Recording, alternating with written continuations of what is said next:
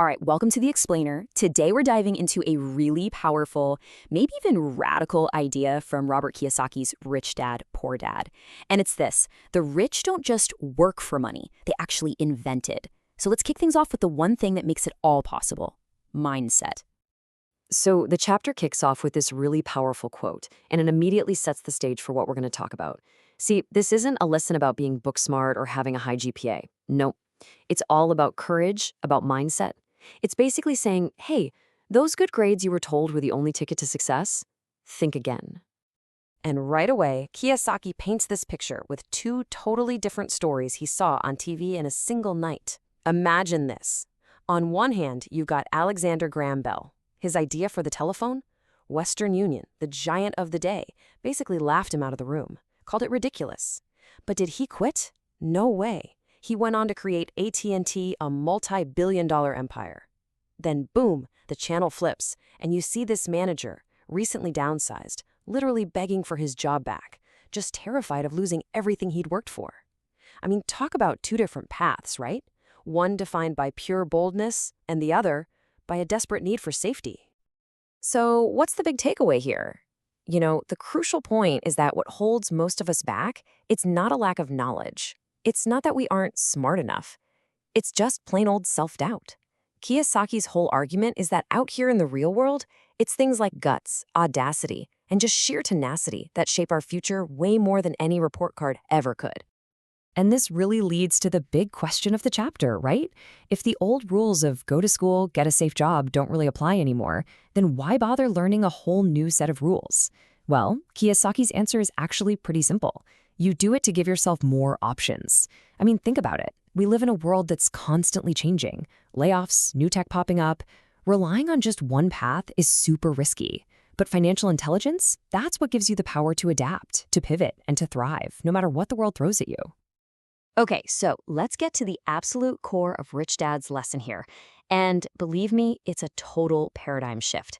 It all starts with understanding what money really is. This right here, this was Rich Dad's #1 teaching. See, most of us were taught to work for money. We trade our time for a paycheck. But he taught his sons that the rich, they learn how to make money.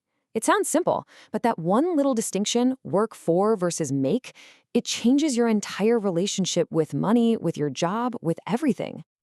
Okay, so the natural next question, and the one a young Kiyosaki would ask his rich dad, is, wait a minute, if money isn't real in the way I think it is, then what on earth are we all working so hard for? It's a really confusing idea at first. Almost sounds like something out of a philosophy class, right? And Rich Dad's answer was so simple, but wow, was it profound. Money is what we agree it is. That's it.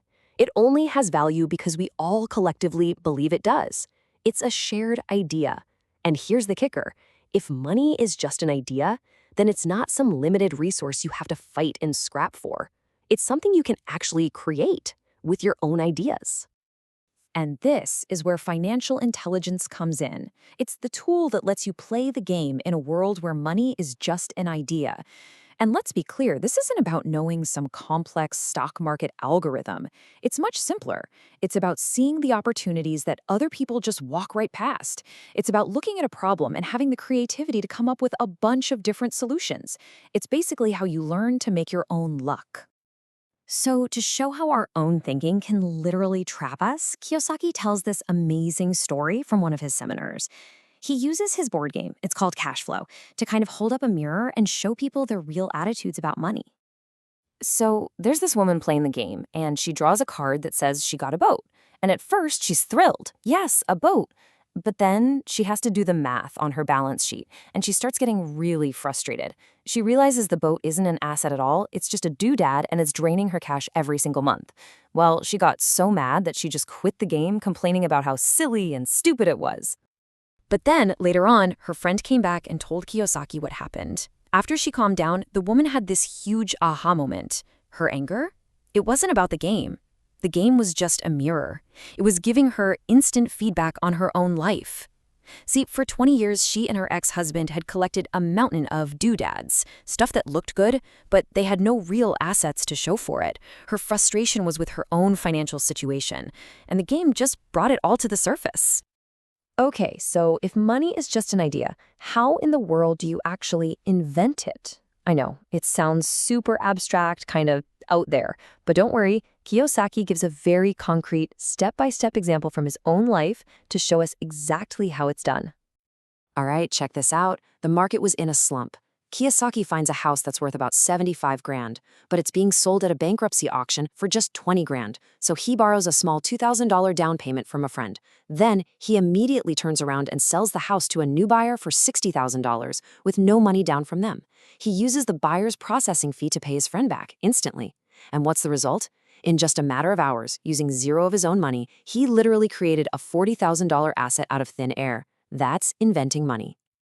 And here's the thing. This wasn't some one-time lucky fluke. It was a formula, a repeatable process. By just applying that same creative thinking again and again, he and his wife were able to generate over $190,000 in new assets, and they did it all in their spare time. This just illustrates the difference so perfectly, doesn't it? Let's look at the two paths to get to that $190,000. Path one is what most of us are taught.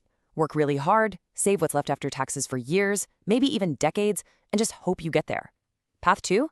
Spend about 30 hours using your brain, your financial creativity, to generate the exact same amount in assets. The key difference isn't the money, it's the main asset you're using. Is it your body and your labor, or is it your mind? And that's what this all boils down to, really. The single, most powerful asset that every single one of us has. And no, it's not your house, or your car, or the money in your bank account. It's your mind. You know, Kiyosaki says that whenever he tells this real estate story, he gets the same reactions, and they're super predictable. The huge majority of people, their first response is, "Oh, you can't do that here." Or they'll say, "That's got to be illegal." But then there's this tiny, tiny group of people who ask the one question that unlocks everything. Can you show me how to do that? So why is that? Why do so few people ask how? Well, it's because we are terrified of losing. Our entire school system is built around punishing mistakes. You get a bad grade, right?